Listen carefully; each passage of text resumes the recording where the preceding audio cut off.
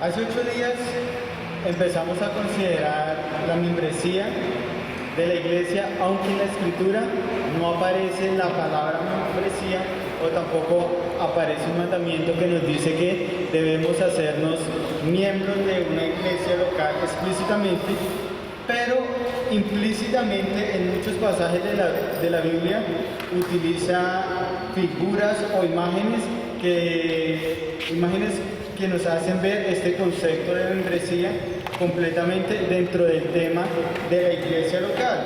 En Mateo 18:21, cuando el Señor dice cómo tiene que ser el proceso de disciplina en la iglesia, este proceso de disciplina, si la persona sigue en rebeldía o en pecado, esta persona tiene que ser llevado delante de la iglesia local. Porque si no tenemos una membresía definida, ¿cómo podríamos aplicarle disciplina a un miembro de la iglesia? Entonces, ser miembro de la iglesia no es solamente tener el nombre registrado en un papel dentro de la iglesia local, sino ser miembro de una iglesia local básicamente es ser un cristiano. Por lo tanto, hay algunas implicaciones para ser miembros de la iglesia y hay unas responsabilidades que tenemos como miembros de la iglesia local. La primera responsabilidad la vimos hace 8 días y es asistir regularmente a todas las asambleas de la congregación. Entonces debemos nosotros asistir los domingos, los martes y los jueves a todas las reuniones que la iglesia establece. Otra responsabilidad que teníamos, que vimos hace 8 días, es escuchar la palabra de Dios. Lo primero que nosotros, nuestra primera responsabilidad para venir no es encontrarnos con los hermanos, sino es venir a escuchar la palabra de Dios. Nosotros, ¿por qué tenemos que escuchar la palabra de Dios? Porque vamos creciendo nosotros en fe y en conocimiento acerca del Señor. Otra responsabilidad que vimos hace 8 días fue amarnos los unos a los otros. Cuando nosotros hablamos acerca del amor verdadero, no nos estamos refiriendo a un amor simplemente de palabras o sentimentalismo, sino nosotros debemos ver el amor que Dios tuvo por nosotros. Jesús mostró su amor por cada uno de nosotros de una manera incondicional. Nosotros no merecíamos el amor de Dios e incluso Cristo no tenía ni siquiera ningún motivo para morir por nosotros. El amor de Cristo es un amor incondicional porque dio su vida por nosotros. Entonces debemos nosotros amarnos así como Cristo nos ha amado, que ha dado su vida por nosotros. Jesús dijo: en esto conocerán que sois mis discípulos si tuviesen amor los unos con los otros. Otra responsabilidad que vimos hace 8 días es buscar la paz y la unidad de la congregación. Nos dimos cuenta que buscar la paz y la unidad es que nosotros debemos tener un mismo sentir o debemos tener una misma mente. Esto de la unidad en la iglesia local, ¿cuál debe ser ese mismo sentir que nosotros debemos de tener? Es la gloria del Señor Jesucristo. Somos personas diferentes, pero aún así nosotros debemos de buscar la comunión, todo aquello que contribuye a la paz y a la mutua edificación. Otra cosa que vimos, otra responsabilidad que vimos hace 8 días fue cuidarnos unos a otros física como espiritualmente. Nosotros debemos hacerle el bien a todos, mayormente a la familia de la fe, nos dice el apóstol Pablo. Debemos tener un cuidado especial por la familia de la fe. Hay que tener una protección hacia los hermanos, tanto física como espiritualmente. Debemos ayudar a los hermanos. Otra cosa que vimos, otra responsabilidad, era rendir cuentas y vigilarnos los unos a los otros. La amonestación, el rendir cuentas, no es para nosotros humillar a la persona como vimos hace 8 días, sino es para restaurar a la persona. No solamente lo debemos hacer con bondad y conocimiento, sino también nosotros debemos hacer esto con un espíritu de mansedumbre o con humildad. Debemos ir con una actitud humilde, sabiendo que vamos a amonestar a la persona, porque efectivamente esta persona ha pecado. Como dice la Escritura, si alguno puede ser sorprendido en alguna falta, hay que restaurarle con espíritu de mansedumbre. Otra responsabilidad que tenemos es ser pacientes.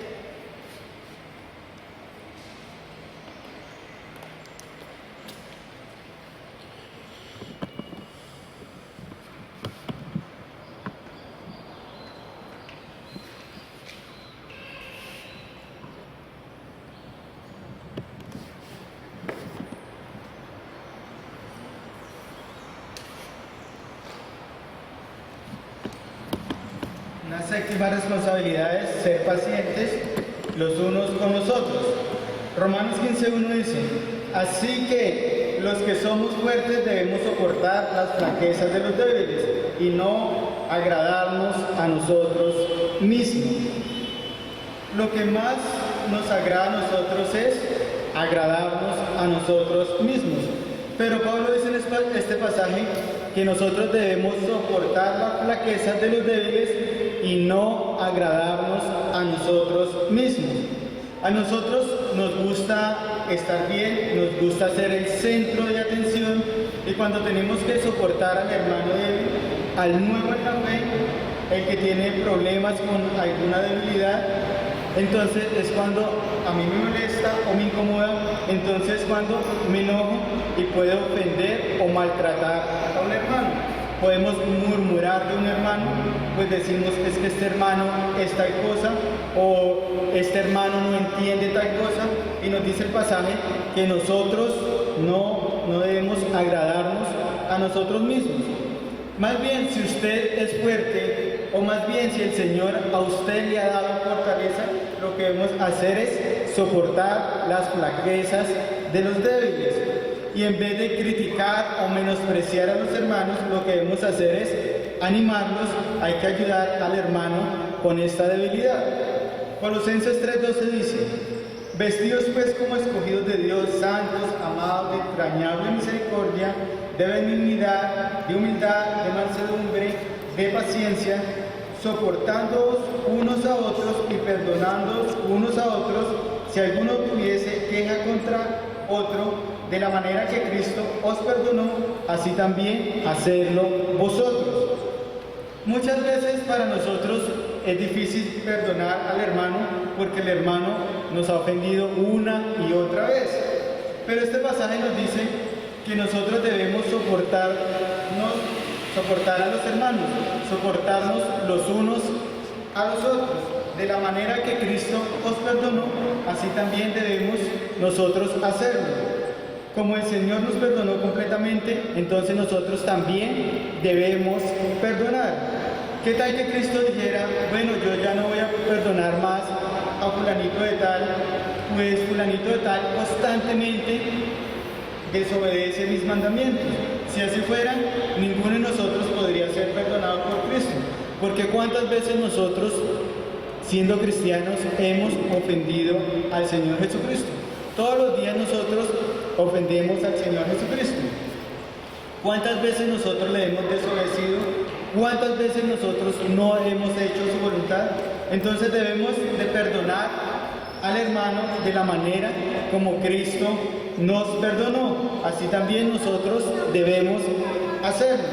Quizás hay hermanos que continuamente nos ofenden, y cuando usted vea esta imposibilidad de perdonar al hermano, mire a Cristo y dése cuenta cómo Cristo nos ha perdonado todas nuestras ofensas. Y así como Cristo perdonó mis ofensas, entonces de esa manera es como yo debo perdonar a mi hermano. Otra responsabilidad.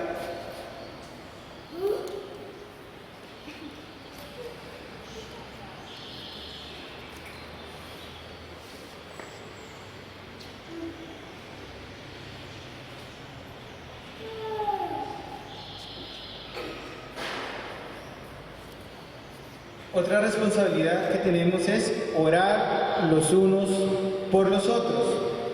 Efesios 6:18 dice, orando en todo tiempo, con toda oración y súplica en el Espíritu, y velando en ello con toda perseverancia y súplica por todos los santos. ¿Por quién tenemos que estar orando según este pasaje? Pablo nos dice, por todos los santos. Muchas veces somos tan egoístas que solamente nosotros vemos solo nuestras propias necesidades y no pensamos en las necesidades de los hermanos que nosotros conocemos. En el contexto de este pasaje, Pablo nos está hablando acerca de la armadura de Dios, porque debemos de usar la armadura de Dios para hacer frente a las acechanzas del diablo. Usamos la armadura de Dios orando en todo tiempo, con toda oración y súplica en el Espíritu, y velando en ello con toda perseverancia y súplica por todos los santos. Entonces, en medio de las acechanzas del diablo, nosotros debemos orar los unos por los otros. ¿Por qué debemos orar? Porque usted no es la única persona que tiene las acechanzas del diablo. Todos los hermanos tenemos las acechanzas del diablo. Cada uno de nosotros tenemos a Satanás, que está como un león rugiente buscando a quien devorar. Por lo tanto, nosotros debemos de orar los unos por los otros. Tiene que ser una oración en el Espíritu, una oración que vela con perseverancia, con súplica. Estas son las características de la oración que nosotros debemos tener los unos con los otros. Santiago 5:16 dice, confesaos vuestras ofensas unos a otros y orad unos por otros para que seáis sanados. La oración eficaz del justo puede mucho. Santiago dice, orad los unos por otros para que seáis sanados. Y aquí no estamos hablando solamente de una sanidad física, de que un hermano tiene una enfermedad y oramos los unos por los otros y el Señor le puede sanar a este hermano. Pero aquí está hablando más de una sanidad física, sino de una sanidad espiritual. Necesitamos que el Señor cada vez nos vaya sanando más de nuestros pecados y nos vaya cada vez más limpiando a nosotros de nuestra maldad, santificando nuestro ser. Por eso Santiago dice, orad los unos por los otros para que seáis sanados. La oración eficaz del justo puede mucho. Entonces debemos orar los unos por los otros, y esto no lo debemos hacer solamente en nuestra casa. Tenemos que asistir a las reuniones de oración donde nosotros podemos orar públicamente los unos por los otros. El culto de oración es una responsabilidad como miembros de la iglesia. Cuando oramos en las reuniones de oración los unos por los otros, por las necesidades, o damos gracias a Dios por la manera como Dios está tratando a un hermano, estamos demostrando a los hermanos cuánto verdaderamente nos importan nuestros hermanos. Vamos a ir a otra responsabilidad.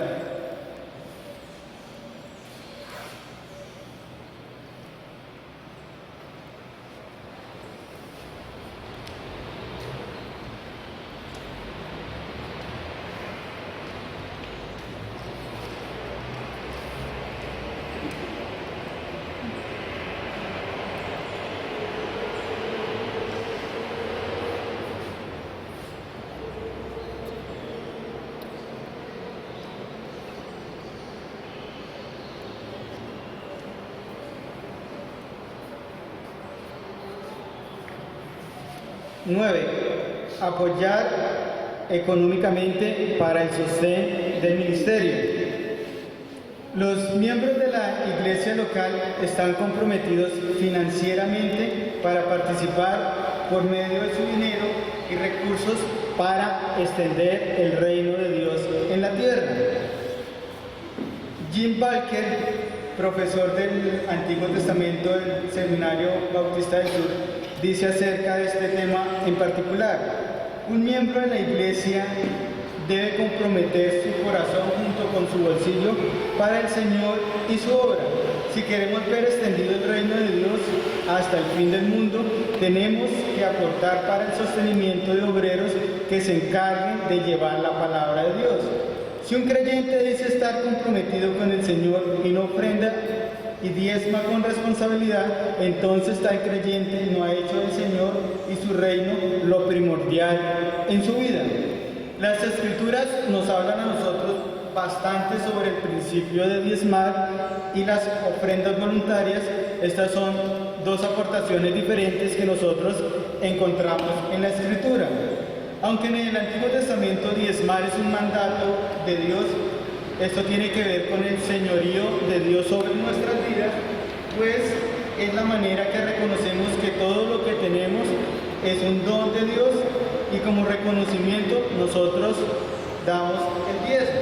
Levítico 27:30 dice: y el diezmo de la tierra, así de la simiente de la tierra como el fruto de los árboles de Jehová es cosa dedicada a Jehová. Nosotros debemos entender que el Señor es el mismo ayer, hoy y siempre, como nos dice el autor de Hebreos en Hebreos 13:8, y el diezmo nunca fue abolido por el Señor Jesucristo. En realidad, si nosotros miramos la iglesia primitiva, llegó a un punto de compromiso con Dios. Ellos vendían todas sus propiedades y traían todo este dinero a los pies de los apóstoles para que a la iglesia no le faltara nada, como nos dice Hechos 4, del 32 al 37. Estos hermanos de la iglesia primitiva no diezmaban. Lo que en realidad hacían era que daban todo al Señor, confiando en la misericordia del Señor para vivir. Imagínense en esto, era una locura. Muchos de nosotros no estamos ni siquiera dispuestos a dar la décima parte del dinero para la administración por la gracia de Dios. Mucho menos sacrificaríamos nosotros alguna posesión por el Señor. En el Antiguo Testamento en el Nuevo Testamento vemos que el apóstol Pablo nos habla acerca de las ofrendas en lugar del diezmo. Esto nosotros lo encontramos en 2 Corintios, en todo el capítulo 9. En realidad, en este pasaje, Pablo no está anulando el diezmo, solo lo está ubicando a la luz de la gracia del Señor. No establece un límite para la aportación del creyente. En realidad es una invitación a que nuestra aportación sea el resultado de consultar a Dios en él. Que sea el Señor quien ponga en nosotros la cantidad a dar y nosotros lo hagamos con una actitud de acción y gracias y de gozo espiritual, como nos dice 2 Corintios 9:7. Cada uno de ellos como propuso en su corazón, no con tristeza ni por necesidad, porque Dios ama al dador alegre. Muchos hermanos consideran que la mínima medida de fe es el diezmo y que esta invitación que Pablo tiene que ver con el deseo de despertar en nosotros, el deseo de nosotros contribuir económicamente sin medida para el extendimiento de la obra de Dios en la tierra. En el momento de ofrendar es la oportunidad que el Señor nos da de ser colaboradores con Él para extender su reino en medio de este mundo. En el Nuevo Testamento el dinero se emplea para la obra de caridad en la iglesia.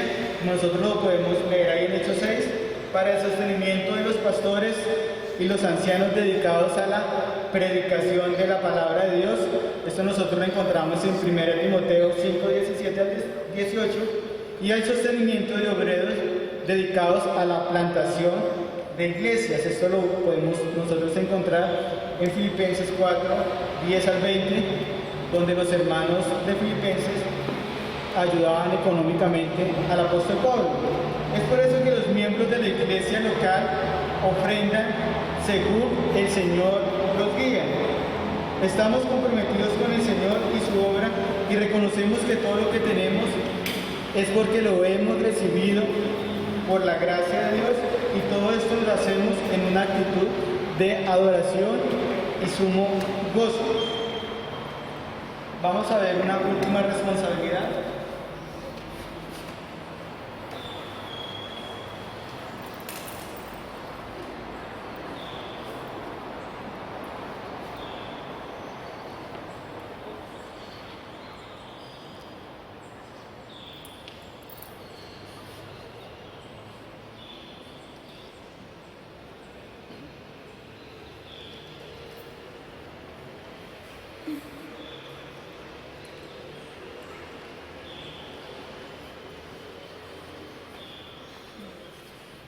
Y es la responsabilidad hacia los pastores. Recordemos que los pastores son administradores de Cristo. Los pastores no son los dueños de la iglesia. El dueño de la iglesia es Cristo, que la compró con su sangre. Vayamos a 1 Tesalónicas 5:12.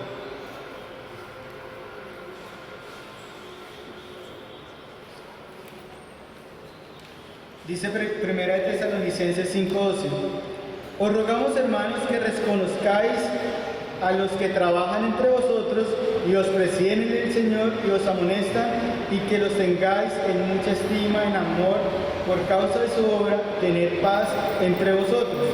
Entonces, de estas responsabilidades a los pastores, vamos a considerar 3 responsabilidades que tenemos los miembros de la iglesia hacia los pastores.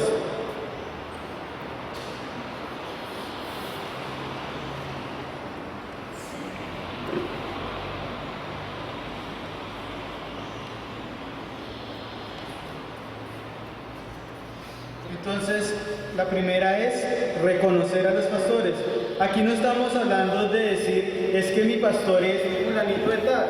Reconocerlo quiere decir que tengo un conocimiento pleno, inclusive hasta íntimo, de mis pastores. Esto no es un conocimiento de que yo solamente sé quién es el pastor de la iglesia o quiénes son los pastores de la iglesia. Es tomarme el tiempo, del tiempo para yo llegar a conocer a esta persona, de saber cuáles son sus luchas, cuáles son sus gustos, cuáles son las cosas que le desagradan. El pasaje nos dice: os rogamos, hermanos, que conozcáis a los que trabajan entre vosotros y os presiden en el Señor y os amonestan, y que los tengáis en mucha estima y amor por causa de su obra.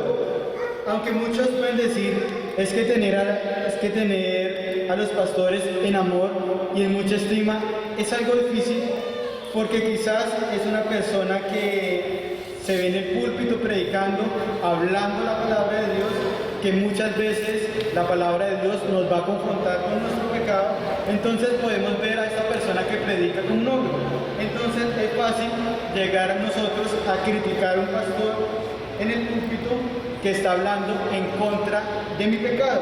Pero es diferente cuando yo me tomo el tiempo de conocer a esta persona, de ver que es un ser humano igual que yo, que tiene sus propias luchas, que tiene sus propios problemas y que comete errores. Entonces, es difícil tener una persona en amor y en alta estima si primero nosotros no conocemos bien a la persona. Por eso Pablo lo primero que dice: os rogamos, hermanos, que reconozcáis a los que trabajan entre vosotros. Pablo dice: conózcanlo, tómense ese tiempo. Es importante tener un conocimiento pleno, un conocimiento verdadero acerca de los pastores de la iglesia. Entonces, la segunda responsabilidad que tenemos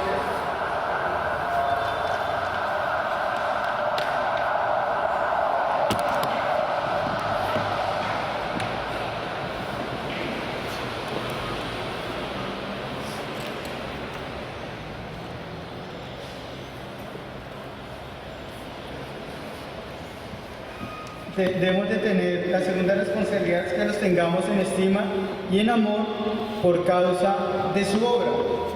Tenerlos en mucha estima es pensar lo mejor posible de ellos. Nosotros somos muy críticos, muy murmuradores, y es muy fácil pensar lo peor de una persona.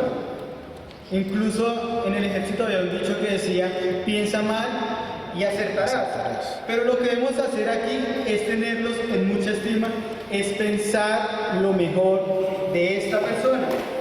Debemos tener a esta persona en estima y amor. Hay que amar a nuestros líderes de la iglesia.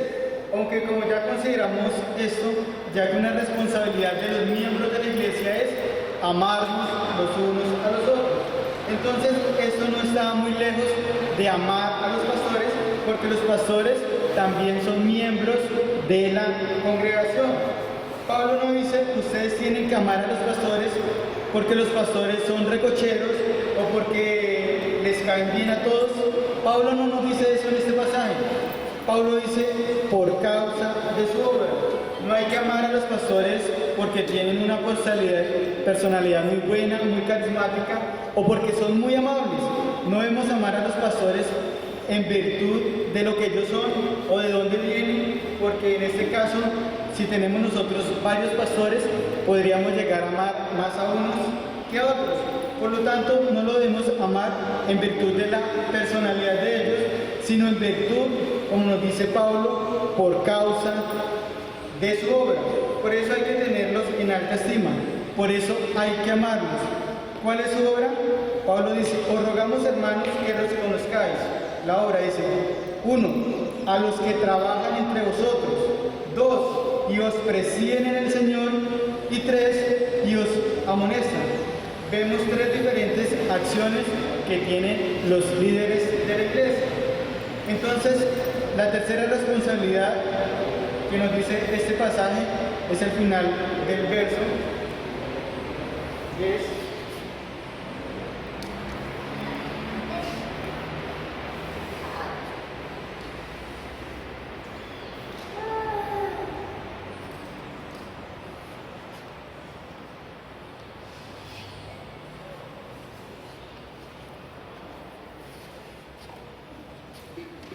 tener paz entre vosotros.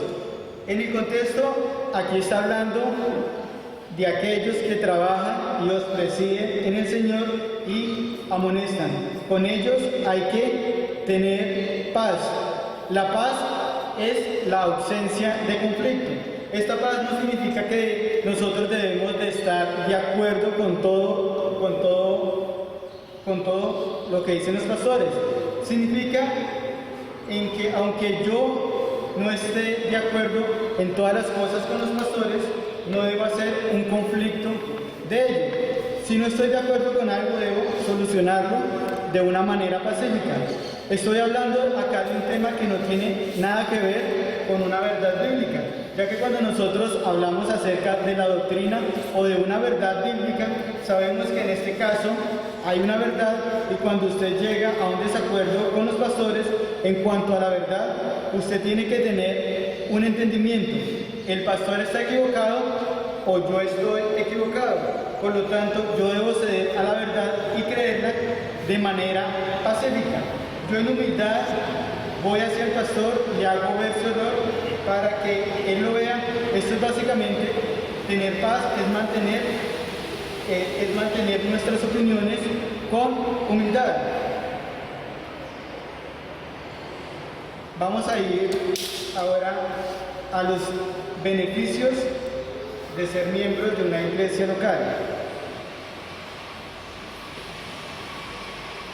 Algunas personas tratan de llevar el cristianismo de una manera privada, sin hacerse miembro de una iglesia local, pero hay muchas razones por las cuales un creyente debe de hacerse miembro de una iglesia local. Pues el Señor es el que se encarga personalmente de proteger y cuidar su iglesia, como nos dice Efesios 5:25. Así como Cristo amó a la iglesia y se entregó a sí mismo por ella, para santificarla, habiéndola purificado en el lavamiento del agua por la palabra, a fin de presentársela a sí mismo una iglesia gloriosa, que no tuviese mancha, ni arruga, ni cosa semejante, sino que fuese santa y sin mancha. Por lo tanto, el primer beneficio que tenemos como miembros de la iglesia local es que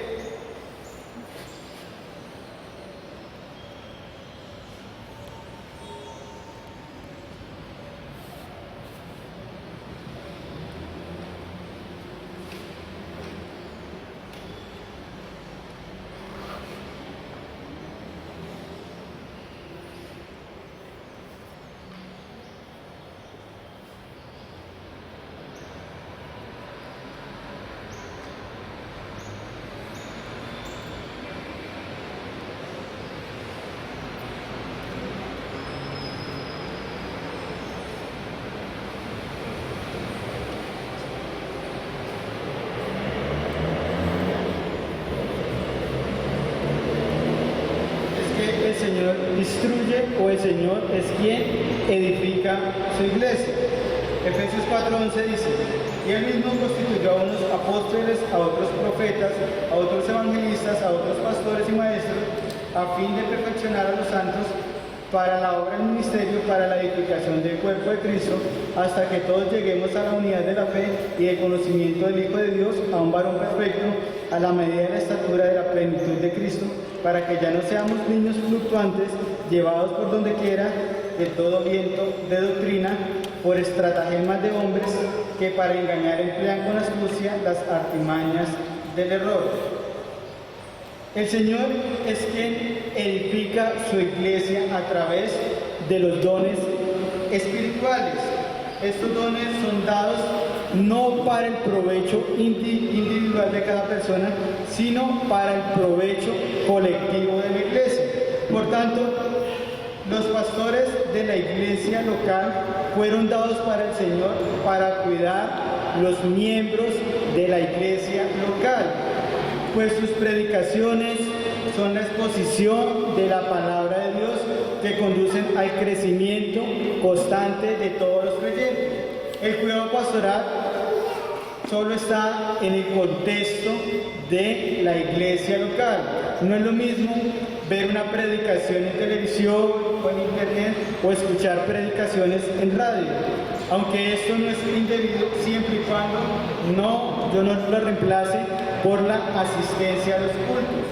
Pues es en la iglesia local donde usted está siendo pastoreado por siervos que directamente el Señor le ha dado a la iglesia. Los miembros que forman parte de la iglesia local tienen un verdadero pastor autorizado por Cristo.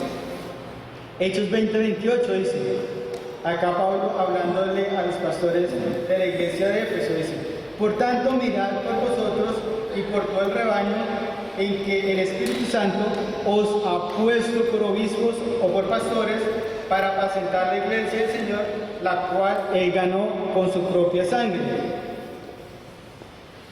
Entonces, el Señor es quien edifica su iglesia, porque el Señor es el quien le da los pastores a la iglesia.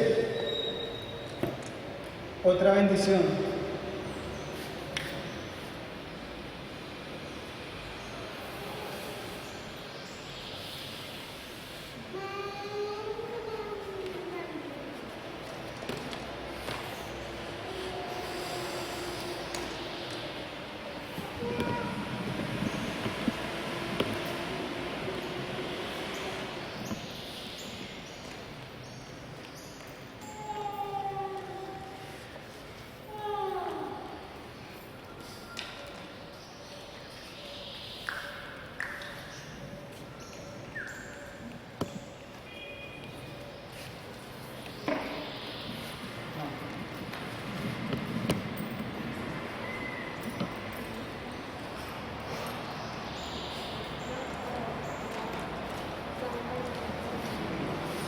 Somos bendecidos por los medios de gracia. Solamente en la iglesia local podemos ser bendecidos por los medios de gracia como lo son las ordenanzas. El bautismo nos identifica como hijos de Dios, beneficiarios del pacto de gracia, regenerados y discípulos de Cristo. Mateo 28:19. Por tanto, id y hacer discípulos a todas las naciones, bautizándoles en el nombre del Padre, del Hijo y del Espíritu Santo. Este bautismo debe ser realizado en el contexto de una iglesia local por ministros autorizados por Cristo. Otra bendición que tenemos siendo miembros de la iglesia local es la comunión de la Santa Cena. Esta ordenanza dada por el Señor Jesucristo solo debe ser administrada en el contexto de un cuerpo local de creyentes. Aunque muchas personas consideran la cena del Señor como un rito de poca trascendencia en la vida cristiana, realmente la participación de la cena implica grandes consecuencias para los creyentes, pues la cena involucra al creyente en la unidad del cuerpo de Cristo, quien fue dado por Dios como el pan del cielo para salvar a su pueblo y unirlo al Salvador, quien es la cabeza de la iglesia. la Santa Cena es llamada la comunión, porque al celebrarla nos identificamos como miembros del pueblo de Dios, que ha sido salvado por Dios de todas las naciones. La Cena del Señor es algo más que una simple conmemoración. De lo contrario, el apóstol Pablo no insistiría en que los creyentes que la celebran la deben celebrar después de un examen personal, como nos dice 1 Corintios 11:27. De manera que cualquiera que comience este pan o bebiese esta copa del Señor, indignamente será culpado del cuerpo y de la sangre del Señor. Por lo tanto, pruébese cada uno a sí mismo y coma así del pan y beba de la copa. De hecho, algunas personas de la iglesia local de Corintio habían recibido castigo divino por una participación indigna de la cena del Señor. Algunos se encontraban enfermos, mientras otros habían sido muertos por esta misma razón, como dice 1 Corintios 11:29. Porque el que come y bebe indignamente sin discernir el cuerpo del Señor, juicio come y bebe para sí. Dice, por lo cual hay muchos enfermos y debilitados entre vosotros, y muchos duermen o han muerto. Si estas son las consecuencias negativas, ¿cuántos más serán los beneficios de una participación sincera de la cena del Señor de acuerdo a las instrucciones bíblicas? Vamos a ir a otro punto, otro beneficio.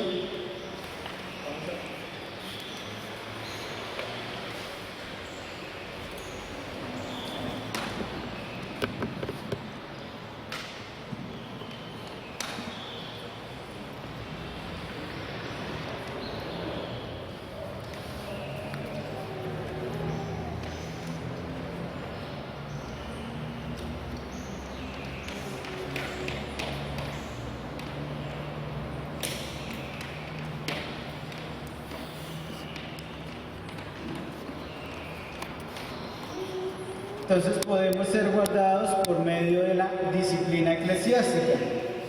El Señor Jesucristo, como los apóstoles, dieron instrucciones acerca de cómo tiene que practicarse la disciplina eclesiástica dentro de la iglesia local. Esto evitará que los no regenerados perviertan la santidad de la iglesia, pues sus malas obras serán expuestas a la luz. Pues un beneficio de la disciplina eclesiástica es traer al hermano que ha pecado a un sincero arrepentimiento. Mateo 18:15 dice, por tanto, si tu hermano peca contra ti, ve y repréndele estando tú él solo. Si te oyere, has ganado a tu hermano. Pues el ejercicio de la disciplina eclesiástica es para restaurar el miembro de la iglesia a la comunión con Dios y a la comunión con los demás hermanos. En caso de que el miembro sea expulsado de la iglesia local porque persistió en pecado o en conductas impropias que afectan al testimonio de la iglesia, la disciplina de la iglesia es como el cayado del pastor que tiene una punta afilada y hiere y aleja a los lobos vestidos de oveja que quieren entrar en el rebaño encubiertamente para causar daño a la iglesia. Pero también la disciplina reprende, corrige e encamina hacia el camino de santidad a la persona que está siendo tentada por el mal. Esta es una preciosa bendición que solamente nosotros que podemos gozar si somos miembros de una iglesia local. Otro beneficio es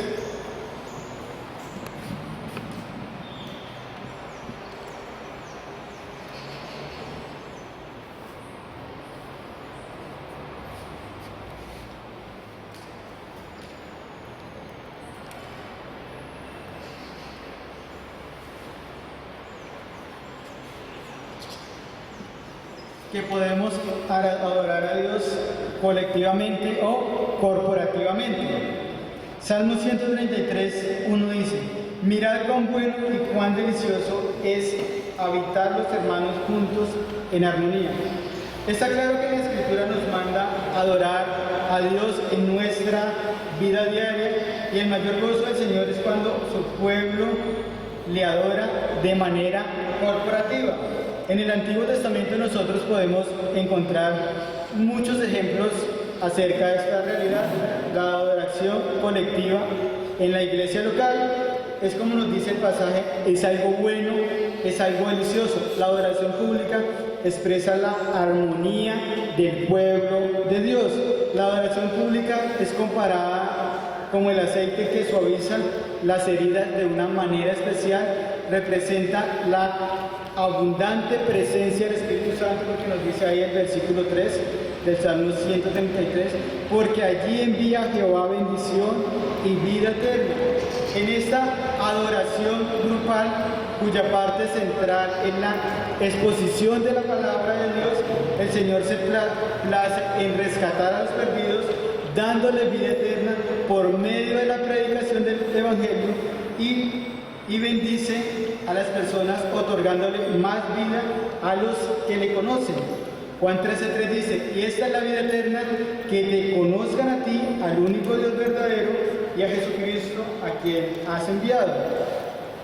En el Antiguo Testamento, la casa de Dios estaba representada por el templo que se encontraba en Jerusalén, pero en el Nuevo Testamento la iglesia es la casa de Dios. 1 Timoteo 3:15.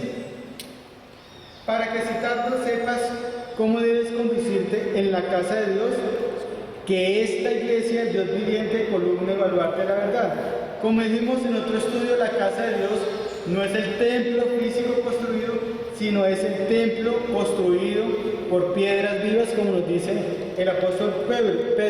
Es decir, con personas que han pasado de muerte a vida por la fe en el Señor Jesucristo como Señor y Salvador. Salmo 84:2 dice, anhela mi alma y aún ardientemente desea los atrios de Jehová. Mi corazón y mi carne cantan al Dios vivo. Este salmo refleja el vivo deseo de todo verdadero creyente, pues su mayor deleite se encuentra en adorar al Señor. Otro beneficio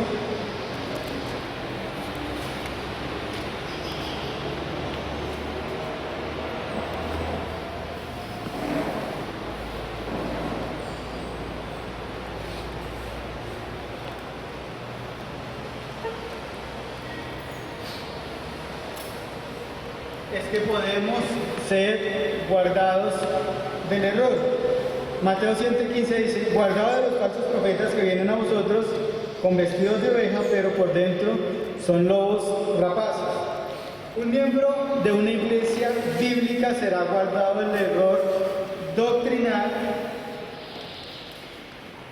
porque qué gran peligro rodea a un creyente que decide estar por fuera de la membresía de una iglesia local, pues su mente está puesta a toda clase de error doctrinal, pues habita en este mundo religioso mucha confusión, un mundo donde han salido muchos falsos maestros. Los miembros de una iglesia bíblica son guardados por el Señor a través del ministerio de los pastores y maestros, quienes tienen la responsabilidad de ocuparse primordialmente de la lectura bíblica, de la exhortación, de la enseñanza bíblica, con el fin de edificar a los santos, evitando que sean víctimas del error. El conjunto de iglesia local ofrece protección para impedir el avance de herejías siempre y cuando los creyentes se mantengan firmes en la suficiencia de las Escrituras. Vamos a concluir acá.